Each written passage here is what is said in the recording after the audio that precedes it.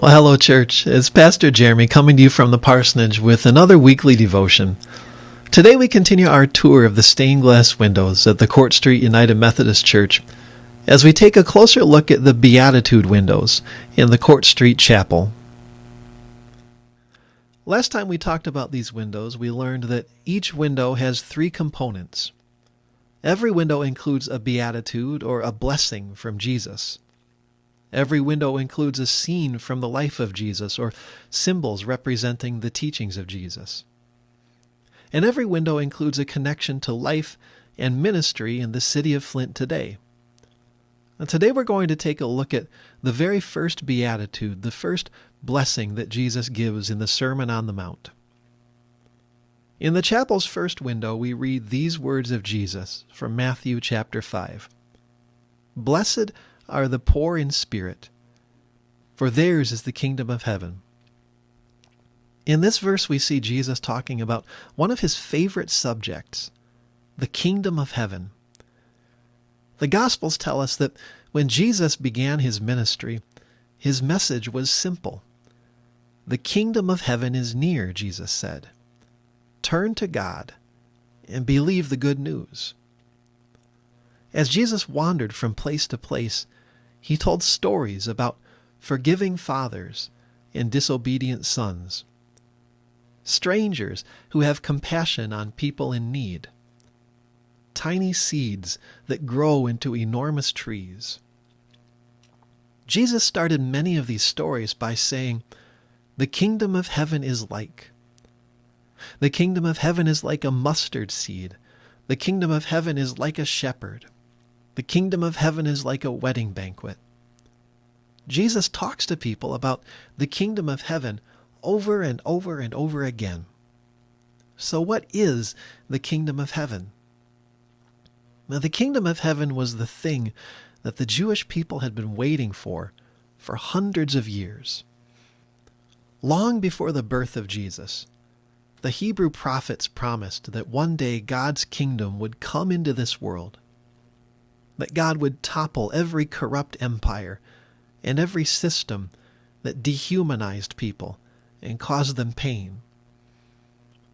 The prophets said that in that day, when God's kingdom comes, everyone will know God. Everyone will know God's will. God's will that we should love one another.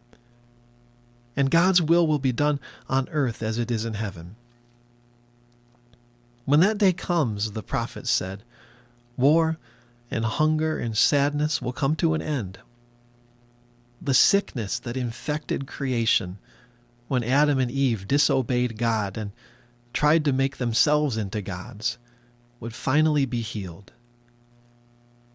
When Jesus said the kingdom is near, he meant that the moment had finally arrived, the turning point in human history, when God's healing power would begin to flow into the world.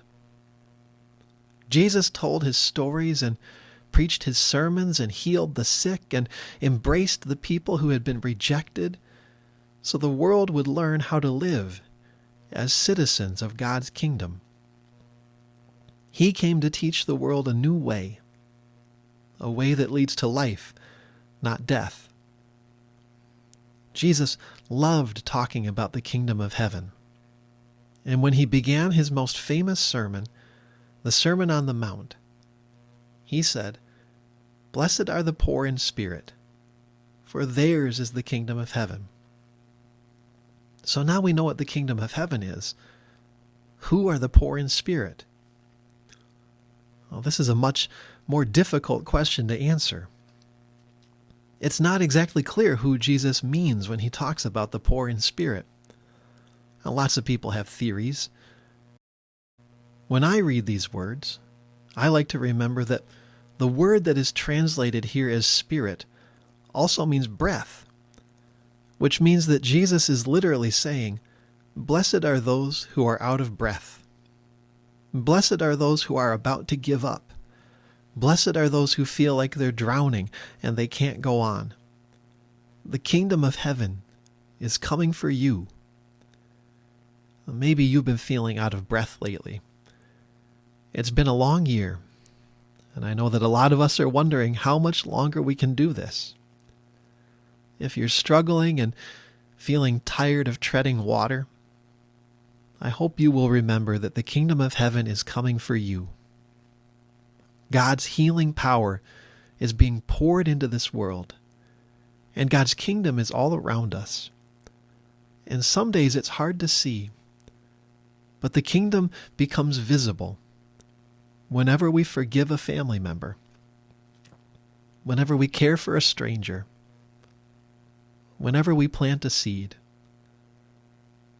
God's kingdom is near, and if we watch for it, we welcome it, we will discover that in the kingdom, it's possible to breathe again. Would you pray with me? God of the holy breath, breathe your Spirit into us, that we might be able to hold on just a little bit longer. Through Christ who came to save us. Amen. Well, thank you for spending a little bit of time with us today. You can find a new devotion right here every Wednesday at noon. Until we meet again, keep washing your hands, keep wearing your mask, and do not be afraid.